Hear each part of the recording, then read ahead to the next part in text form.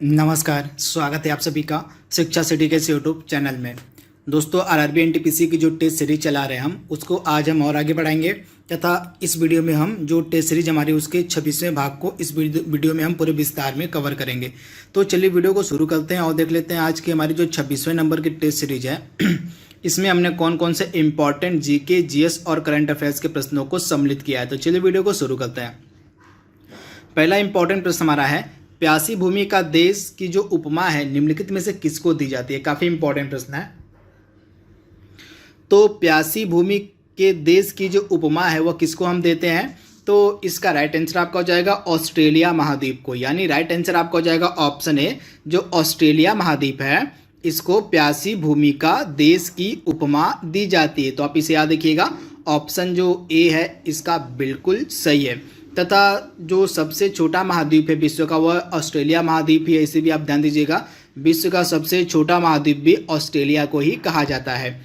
इसके साथ ही ऑस्ट्रेलिया के बारे में मैं आपको कुछ इंपॉर्टेंट फैक्ट बता देता हूं, जैसे यहाँ पे कौन कौन से इंपॉर्टेंट पर्वत पाए जाते हैं, कौन कौन से प्रमुख मरुस्थल यहाँ पे हैं जो आपके एग्जाम में पूछे जा सकते हैं। तो सबसे पहले हम बात करेंगे ऑस्ट्रेलिया महाद्वीप के कौन कौन से इंपॉर्टेंट पर्वत हैं। तो एक इंपॉर्टेंट पर्वत आपको मिलेगी यहाँ पे डार्लिंग रेंज। क्या है? तो यह एक इम्पॉर्टेंट पर्वत है, डार्लिंग रेंज ऑस्ट्रेलिया में आपको मिलेगी। उसके बाद आपको ब्लू माउंटेन्स भी ऑस्ट्रेलिया में मिलेंगे। कौन से माउंटेन्स? तो ब्लू माउंटेन्स भी आपको ऑस्ट्रेलिया में मिलेंगे। इसके बाद आपको मिलेगा जो है मैकडोनल्ड श्रेणी जो है यह भी आपको ऑस्ट्रेलिया में मिलेंगी। तो ये तीन इंपॉर्टेंट पर्वत है जो आपको ऑस्ट्रेलिया में मिलेंगे। इसके बाद ऑस्ट्रेलिया में कुछ इंपॉर्टेंट नदियां हैं जो लगातार एग्जाम में, मतलब इंपॉर्टेंट जो मरुस्थल हैं जो लगातार एग्जाम में पूछे जाते हैं। तो इन मरुस्थल में आपका एक हो गया ग्रेट सैंडी मरुस्थल। आप याद रखिएगा, जो ग्रेट सैंडी मरुस्थल है यह आपको मिलेगा ऑस्ट्रेलिया में। इसके बाद आपको ऑस्ट्रेलिया में मिलेगा जो मरुस्थल वो है ग्रेट विक्टोरिया। कौन सा?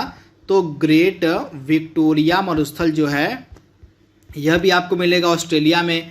इसके बाद ऑस्ट्रेलिया में आपको मिलेगा सिम्पसन मरुस्थल। कौन सा? सिम्पसन मरुस्थल, और एक है गिब्सन मरुस्थल। तो ये चार इंपॉर्टेंट मरुस्थल हैं जो आपको मिलेंगे ऑस्ट्रेलिया में। एक हो गया ग्रेट सैंडी, एक हो गया ग्रेट विक्टोरिया, एक हो गया सिम्पसन और एक हो गया गिब्सन। तो ये चार इंपॉर्टेंट मरुस्थल हैं जो आपको मिलेंगे कहाँ पे? ऑस्ट्रेलिया में। तथा इसकी दो इंपॉर्टेंट नदियाँ, एक मर्रे नदी हो गई और एक डार्लिंग नदी। कौन कौन सी? तो एक मर्रे नदी हो गई और एक डार्लिंग नदी हो गई। दो इंपॉर्टेंट नदियाँ आपको मिलेंगी कहाँ पे? ऑस्ट्रेलिया में। तो ये कुछ इंपॉर्टेंट पर्वत, मरुस्थल और नदियों के बारे में मैंने आपको बताया जिन्हें आप याद रखिएगा। इसके साथ ही ऑस्ट्रेलिया के साथ हम एक युद्ध अभ्यास करते हैं जो लगातार एग्जाम में पूछा जाता है। तो भारत और ऑस्ट्रेलिया के मध्य कौन सा युद्ध अभ्यास किया जाता है? तो उसको हम कहते हैं ऑस इंडेक्स। कौन सा युद्ध अभ्यास? तो ऑस इंडेक्स जो युद्ध अभ्यास होता है, एक नौसैनिक युद्ध अभ्यास होता है। यह भारत और ऑस्ट्रेलिया के मध्य किया जाता है। तथा ऑस्ट्रेलिया के प्रधानमंत्री प्रेजेंट टाइम में कौन है? तो स्कॉट मॉरिसन। कौन है? तो स्कॉट मॉरिसन जो है ये वर्तमान में ऑस्ट्रेलिया के क्या है? तो प्रधानमंत्री हैं। तो इसे भी आप याद रखिएगा। तथा ऑस्ट्रेलिया की राजधानी आपको मिलेगी कैनबरा। क्या है? तो ऑस्ट्रेलिया की जो राजधानी है वह है कैनबरा। अगला प्रश्न है, न्यूजीलैंड की नदी जिसे जीवित मानव का दर्जा दिया गया उसका आपको नाम बताना है कि न्यूजीलैंड की वह कौन सी नदी है जिसको हाल ही में जीवित मानव का दर्जा दिया गया है। काफ़ी इंपॉर्टेंट प्रश्न है। तो न्यूजीलैंड की इस नदी का नाम है वांगनुई नदी। क्या नाम है? तो वांगनुई नदी जो है न्यूजीलैंड की, इसको जो है जीवित मानव का दर्जा दिया गया है। तो राइट आंसर आपका हो जाएगा वांगनुई नदी। नुई नदी तथा न्यूजीलैंड की राजधानी है वेलिंगटन। क्या है? वेलिंगटन जो है वर्तमान में न्यूजीलैंड की राजधानी है। तथा न्यूजीलैंड की जो प्रेजेंट टाइम में प्राइम मिनिस्टर है वो काफ़ी चर्चा में थी। इनका क्या नाम है? Jacinda Ardern. ये नाम आप याद रखिएगा, जैसिंडा अर्डन जो थी ये है प्राइम मिनिस्टर हैं न्यूजीलैंड की। तथा ये काफ़ी न्यूज में चली थी इस वर्ष। तो इन्हें आप याद रखिएगा, इनका नाम जैसिंडा अर्डन है, ये न्यूजीलैंड की प्राइम मिनिस्टर हैं। अगला इंपॉर्टेंट प्रश्न है, एंडीज पर्वत जो है निम्न में से किस महाद्वीप में स्थित है? आपको बताना है। तो एंडीज पर्वत जो है आपको मिलेगा दक्षिण अमेरिका महाद्वीप में। तो राइट आंसर आपका हो जाएगा दक्षिण अमेरिका महाद्वीप में आपको मिलेगा एंडीज पर्वत। अगला इंपॉर्टेंट प्रश्न है, हॉर्न ऑफ अफ्रीका में निम्नलिखित में से कौन सा देश शामिल नहीं? आपको बताना है। तो हॉर्न ऑफ अफ्रीका जो है इसमें मुख्यतः 4 देश हैं, कौन कौन से? सोमालिया, इथियोपिया, जिबूती और इरिट्रिया। तो राइट आंसर आपका हो जाएगा सूडान जो है हॉर्न ऑफ अफ्रीका में सम्मिलित नहीं है। तो हॉर्न ऑफ अफ्रीका में ऑफिशियल रूप से जो है 4 देश हैं, कौन कौन से? सोमालिया, इथियोपिया, जिबूती और इरिट्रिया। अगला प्रश्न आपका है, कौन सा राज्य जो है, मतलब आपको बताना है कि जो उत्तर पूर्वी कौन सा राज्य है जो 7 बहनों का भाग नहीं, आपको बताना है कि निम्नलिखित में से जो कौन सा राज्य है जो 7 सिस्टर का हिस्सा नहीं है। काफ़ी इंपॉर्टेंट प्रश्न है। तो दिए गए ऑप्शंस में से 7 सिस्टर का हिस्सा कौन नहीं है? तो पश्चिम बंगाल आपका राइट आंसर हो जाएगा। जो पश्चिम बंगाल राज्य है यह 7 सिस्टर का हिस्सा नहीं है। बाकी आपका मेघालय हो गया, अरुणाचल प्रदेश हो गया और त्रिपुरा हो गया, ये 7 सिस्टर्स का हिस्सा है। उसके मैं आप 7 जो राज्य हैं जो 7 सिस्टर के अंतर्गत आते हैं नॉर्थ ईस्ट के, उसका नाम मैं आपको बता दे रहा हूँ, नोट डाउन कर लीजिएगा। सबसे पहले आपका हो गया अरुणाचल प्रदेश राज्य हो गया, उसके बाद आपका असम हो गया, उसके बाद मेघालय, मणिपुर, मिजोरम, नागालैंड और त्रिपुरा। तो ये 7 राज्य हैं जो 7 सिस्टर्स के नाम से जाने जाते हैं। ये सभी नॉर्थ ईस्ट के राज्य हैं, तो इनके बारे में भी आपको याद रखना है। इसके बाद अगला प्रश्न आपका है, भारत के निम्नलिखित राज्यों में से किसकी जो सीमा है वह 3 तरफ से, मतलब अंतर्राष्ट्रीय सीमा, मतलब भारत का कौन सा राज्य है जिसके 3 तरफ अंतर्राष्ट्रीय सीमाएं हैं, आपको बताना है। तो भारत का एकमात्र राज्य आपको मिलेगा त्रिपुरा, जिसके 3 तरफ अंतर्राष्ट्रीय सीमाएं हैं। तो राइट आंसर आपका हो जाएगा ऑप्शन बी, त्रिपुरा की जो है इसके तीनों तरफ अंतर्राष्ट्रीय सीमाएं हैं।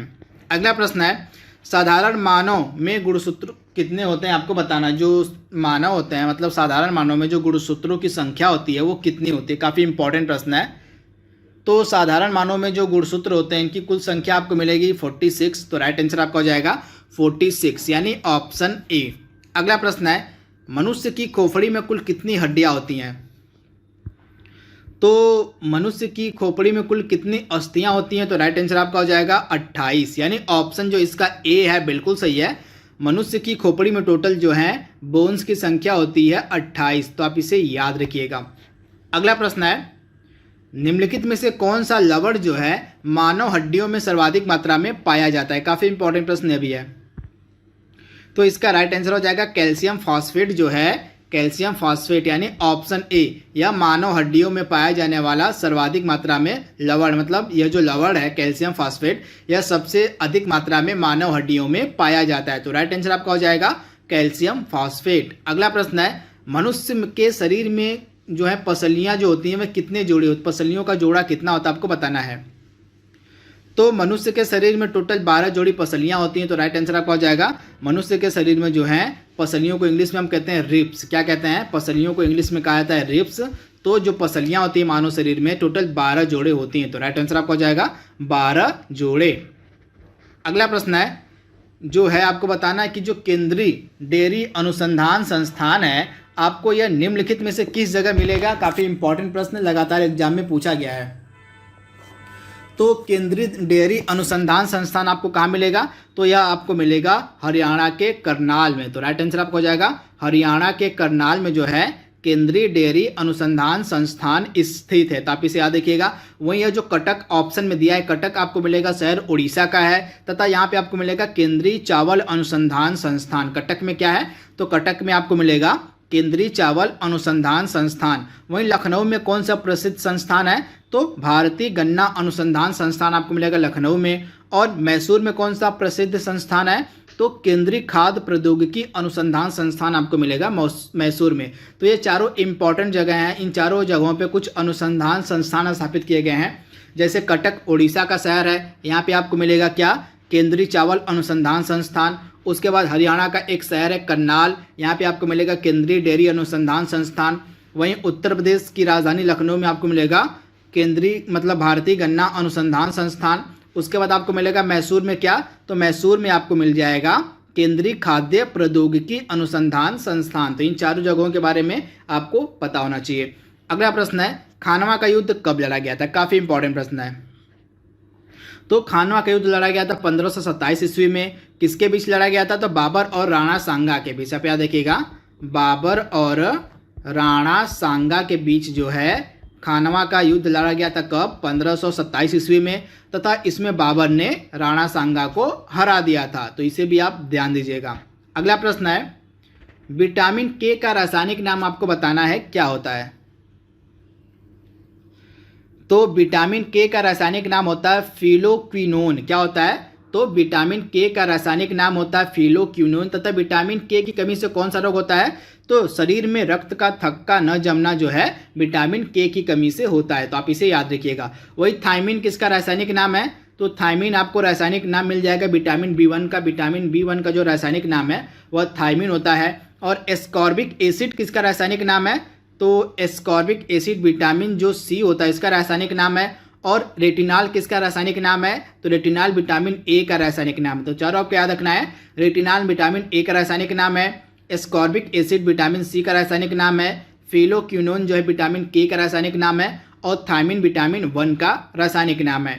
अगला इंपॉर्टेंट प्रश्न हमारा है, अद्वैतवाद का जो प्रवर्तक है वह किसे माना जाता है? काफी इंपॉर्टेंट प्रश्न है एंशिएंट हिस्ट्री का। तो अद्वैतवाद का जो प्रवर्तक है यह किसे माना जाता है? तो शंकराचार्य को। तो राइट आंसर आपका हो जाएगा शंकराचार्य को जो है अद्वैतवाद का क्या माना जाता है? तो प्रवर्तक माना जाता है। तो आप इसे याद रखिएगा, कई बार एग्जाम में प्रश्न पूछा गया है कि जो अद्वैतवाद है इसका जो प्रवर्तक है निम्नलिखित में से कौन हुआ है? तो आपका राइट आंसर आपको हो जाएगा शंकराचार्य। उसके बाद रामानुजाचार्य किसके प्रवर्तक माना जाता है? किस संप्रदाय, किस विचार के? तो विशिष्टाद्वैतवाद। रामानुजाचार्य के द्वारा जो है विशिष्ट द्वैतवाद का जो है सिद्धांत दिया गया था। किसका? तो विशिष्ट द्वैतवाद का जो सिद्धांत है यह दिया गया था किसके द्वारा? तो दिया गया था रामानुजाचार्य के द्वारा। तो इसे भी आप याद रखिएगा। तथा शंकराचार्य के द्वारा अद्वैतवाद का सिद्धांत दिया गया था। वही मक्खली गोसाल के द्वारा कौन सा मतलब संप्रदाय की स्थापना या विचार दिया गया था? तो आजीवक संप्रदाय जो है इसका संबंध मक्खली गोसाल से, आप याद रखिएगा, मक्खली गोसाल से संबंधित कौन सा संप्रदाय है? तो आजीवक संप्रदाय जो है इसका जो संबंध है आपको मिलेगा मक्खली गोसाल से। तो इसे भी आपको याद रखना है। अगला इंपॉर्टेंट है, विस्तता नदी का आपको आधुनिक नाम बताना है। विस्तता नदी का आधुनिक नाम क्या रखा गया? काफी इंपॉर्टेंट प्रश्न है, ये भी एंशिएंट हिस्ट्री का प्रश्न है। तो वितस्ता नदी का आधुनिक नाम प्रेजेंट टाइम में क्या हो गया है? तो इसका आधुनिक नाम हो गया है झेलम। तो इसे भी आप याद रखिएगा। तथा गंडक का पुराना नाम क्या था? तो गंडक को हम प्राचीन भारत में सदा नीरा कहते थे। क्या कहते थे? सदा नीरा गंडक को कहा जाता था प्राचीन भारत में। सरस्वती को प्राचीन भारत में हम क्या कहते थे? तो सरस्वती को प्राचीन भारत में कहा जाता था घग्गर। क्या कहते थे? सरस्वती को प्राचीन भारत में घग्गर कहा जाता था। और चिनाब को प्राचीन भारत में हम क्या कहते थे? तो अस्कनी। तो नदियों का पुराना नाम आपको दिमाग में होना चाहिए, यहाँ से भी लगातार एग्जाम में प्रश्न पूछे जाते हैं। तो झेलम को हम सबसे पहले कहते थे, झेलम का पुराना नाम था विस्तता, गंडक नदी का पुराना नाम था सदा नीरा, सरस्वती नदी का पुराना नाम था घग्गर, और चिनाब नदी का पुराना नाम था अस्किनी। तो चारों नदियों के बारे में आपको याद रखना है। अगला प्रश्न है, निम्न में से किसे पूर्व का मैनचेस्टर कहा जाता है? तो पूर्व का मैनचेस्टर हम किसे कहते हैं? तो पूर्व का जो मैनचेस्टर है क्या कहता है? जापान के शहर ओसाका को। तो राइट आंसर आपका हो जाएगा जापान का शहर जो ओसाका है इसको पूर्व का मैनचेस्टर कहा जाता है। वहीं सैन फ्रांसिस्को को किस उपनाम से जानते हैं हम? तो स्वर्ण द्वार का नगर। आप याद देखिएगा, सैन फ्रांसिस्को को जो है स्वर्ण द्वार का नगर कहा जाता है। वहीं इस्तांबुल को क्या कहते हैं? पश्चिम का द्वार। क्या कहते हैं? इस्तांबुल जो है इसको हम पश्चिम का द्वार कहते हैं। इसे भी आप याद रखिएगा। और फिनलैंड को हम क्या कहते हैं? तो झीलों का देश। फिनलैंड को कहा जाता है झीलों का देश। क्या कहते हैं फिनलैंड को? तो झीलों का देश। तो चारों आपको याद रखना है। ओसाका को हम कहते हैं जापान का शहर ये है, आपको इसको पूर्व का मैनचेस्टर कहते हैं। और फिनलैंड को झीलों का देश कहते हैं। इस्तांबुल को हम कहते हैं पश्चिम का द्वार। और सैन फ्रांसिस्को को हम कहते हैं स्वर्ण द्वार का नगर। तो इसे भी आप याद रखिएगा। अगला प्रश्न है, पानीपत का जो तीसरा युद्ध था यह कब लड़ा गया था? मोस्ट इंपॉर्टेंट प्रश्न, युद्ध से लगातार एग्जाम में प्रश्न पूछे गए हैं। तो मैं आपको बता दूं, पानीपत की 3 लड़ाइयाँ लड़ी गई थी। कौन कौन सी लड़ाइयाँ? एक हो गई आपकी पहली, दूसरी और तीसरी। मैं तीनों आपको बता रहा हूँ, नोट डाउन करते चलिएगा। तो पानीपत की जो पहली लड़ाई लड़ी गई थी, यह लड़ी गई थी 1526 ईस्वी में। किसके मध्य लड़ी गई थी ये भी आपको पता होना चाहिए। तो बाबर और इब्राहिम लोदी के बीच। किसके बीच? बाबर और इब्राहिम लोदी के बीच जो है पानीपत की पहली लड़ाई लड़ी गई थी, जिसमें जो है बाबर जीत गया था। और दूसरा जो पानीपत का युद्ध लड़ा गया था, यह लड़ा गया था 1556 ईस्वी में। कब? 1556 ईस्वी में पानीपत का तीसरा युद्ध लड़ा गया था अकबर और हेमू के बीच में, जिसमें अकबर की विजय होती है। और तीसरा जो पानीपत का युद्ध लड़ा गया था, यह लड़ा गया था 1761 ईस्वी में। किसके बीच? तो अहमद शाह अब्दाली और मराठों के बीच, जिसमें अहमद शाह अब्दाली ने मराठों को पराजित कर दिया था। तो 3 पानीपत की लड़ाइयाँ लड़ी गई थी, तीनों के बारे में आपको याद रखना है। अगला प्रश्न है, बक्सर के युद्ध के समय अंग्रेजी सेनापति कौन था? काफी इंपॉर्टेंट प्रश्न है। तो बक्सर का जो युद्ध लड़ा गया था, यह लड़ा गया था, इसकी डेट आपके लिए इंपॉर्टेंट है, 22 अक्टूबर 1764 को बक्सर के युद्ध लड़ा गया था। तथा बक्सर के युद्ध के समय अंग्रेजी सेनापति था कौन? तो हेक्टर मुनरो। तो इसे भी आप याद रखिएगा, हेक्टर मुनरो जो था बक्सर के युद्ध के समय अंग्रेजी सेनापति था। तब भारत की तरफ से किन सेनाओं ने लड़ाइयाँ लड़ी थी? तो भारत की तरफ से 3 लोगों ने मिलकर लड़ाइयाँ लड़ी थी। एक हो गए मुगल बादशाह शाह आलम द्वितीय, उसके बाद बंगाल का नवाब मीर कासिम और सुजाउद्दौला। इन तीनों ने मिलकर जो है ईस्ट इंडिया कंपनी के साथ यह युद्ध किया था, बक्सर का युद्ध, जिसमें जो है अंग्रेजों की विजय होती है। ये डेट आपके लिए इंपॉर्टेंट है, 22 अक्टूबर 1764 को बक्सर का युद्ध लड़ा गया था। वहीं रॉबर्ट क्लाइव किस प्रसिद्ध युद्ध में अंग्रेजी सेनापति था? तो 1757 में जो युद्ध लड़ा गया था आपका प्लासी का युद्ध, इसमें जो अंग्रेजी सेनापति था वह था रॉबर्ट क्लाइव। अगला प्रश्न आपका है, निम्न में से किस भारतीय राज्य की जो पर कैपिटा इनकम है वह सबसे अधिक है?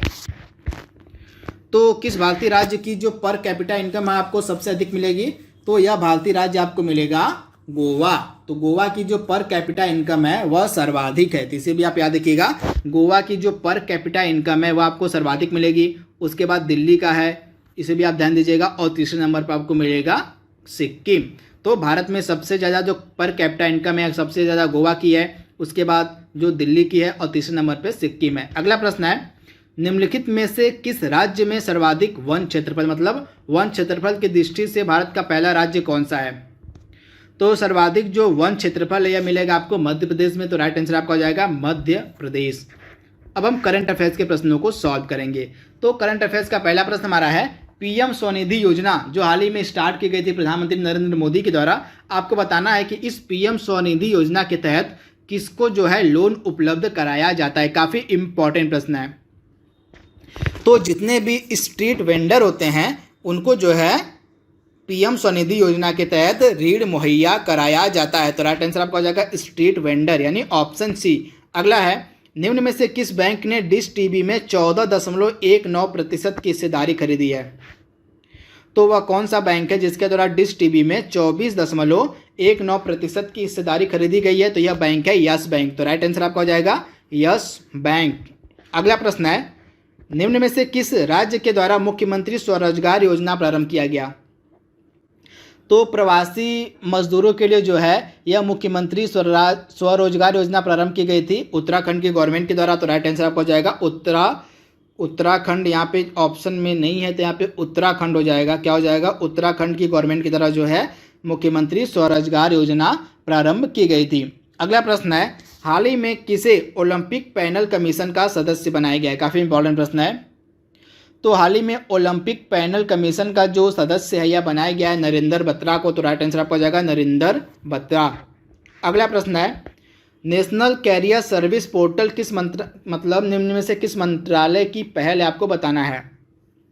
तो नेशनल कैरियर सर्विस जो है पोर्टल यह किस मंत्रालय की पहल है? तो ministry of labour and employment, यानी कि श्रम और रोजगार मंत्रालय की पहल है नेशनल कैरियर सर्विस। अगला है, FSSAI जिसका पूरा नाम होता है food safety and standard authority of India. क्या पूरा नाम होता है इसका?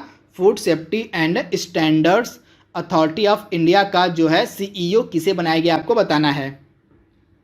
तो FSSAI के जो CEO हैं ये बनाए गए हैं अरुण सिंघल। तो राइट आंसर आपका हो जाएगा अरुण सिंघल, यानी ऑप्शन बी। अगला प्रश्न है, निम्न में से किस राज्य में भारत की जो पहली डॉल्फिन ऑब्जर्वेटरी है वह बनाई जा रही है? काफ़ी इंपॉर्टेंट प्रश्न है। तो यह भारतीय राज्य है बिहार। बिहार में एक जगह है भागलपुर। तो तब भागलपुर में जो है भारत की पहली डॉल्फिन ऑब्जर्वेटरी बनाई जा रही है। अगला प्रश्न है, हाल ही में विप्रो के नए MD और CEO कौन बनाए गए हैं? तो विप्रो के नए MD और CEO बनाए गए हैं थियरी डेला पोर्टे। क्या नाम है? थियरी डेला पोर्टे जो हैं ये MD और CEO बनाए गए हैं विप्रो की। तो राइट आंसर आपका हो जाएगा थियरी डेला पोर्टे। अगला प्रश्न है, भारत का पहला जो मिसाइल पार्क है वह निम्नलिखित में से कहाँ पे बनाया जा रहा है, आपको बताना है। तो INS कलिंग जो है ये आपको मिलेगा भीमुनिपट्टनम बीच पे, विशाखापट्टनम में। कहाँ है? एक भीमुनिपट्टनम बीच है, कहाँ का? यह विशाखापट्टनम में एक बीच है भीमुनिपट्टनम बीच, यहीं पे आपको मिलेगा क्या? INS कलिंग, तथा INS कलिंग पर ही भारत का पहला मिसाइल पार्क बनाया जा रहा है। अगला प्रश्न है जो कि लास्ट प्रश्न आज का है, हाल ही में भारत का पहला stainless steel foot over bridge किस स्टेशन पे बनाया जा रहा है? तो भारत का जो पहला stainless steel foot over bridge है यह बनाया जा रहा है भयंदर स्टेशन पे। भयंदर स्टेशन आपको मिलेगा मुंबई में। तो दोस्तों यहाँ पे हमने जो हमारा भाग 26 था उसको हमने पूरे विस्तार में कवर कर लिया है। जल्दी मिलेंगे हम इसके अगले भाग में, तब तक के लिए thank you, thanks for watching, thank. तो दोस्तों जैसा कि मैंने आपको बताया था कि अनअकैडमी ऑफर एक्सटेंशन हो गया है, जिसमें 22 से 28 तारीख तक सब्सक्रिप्शन लेने पे, यानी कल से लेकर के, ये कल ही हो गया है, और 28 तारीख तक, ये महीना खत्म होने तक आपको 20% का ऑफ मिलेगा। साथ ही साथ 6 महीने का एक्सटेंशन भी मिलने वाला है, ध्यान रखिएगा। सिर्फ 20% का ऑफ ही नहीं मिलेगा, 6 महीने का एक्सटेंशन भी मिलने वाला है। तो इस ऑफर को ग्रैब करने के लिए, इस ऑफर को पाने के लिए आपको क्या करना है, सीधे अनअकैडमी सब्सक्राइब नाउ ऑप्शन पर जाना है। वहां पे Wimlesh@14 कोड, जैसा कि आप यूज करते हुए आ रहे हैं अभी तक, VIMLESH@14 Wimlesh@14 कोड यूज करके आप सब्सक्रिप्शंस ले सकते हैं। बाकी अपना ध्यान रखिए, मिलता है मैं आपको अगली वीडियो में। जल्दी से सब्सक्रिप्शन ले लीजिए, इसका लिंक मैंने डिस्क्रिप्शन बॉक्स में भी दे रखा है। थैंक यू सो मच, अपना ध्यान रखिए।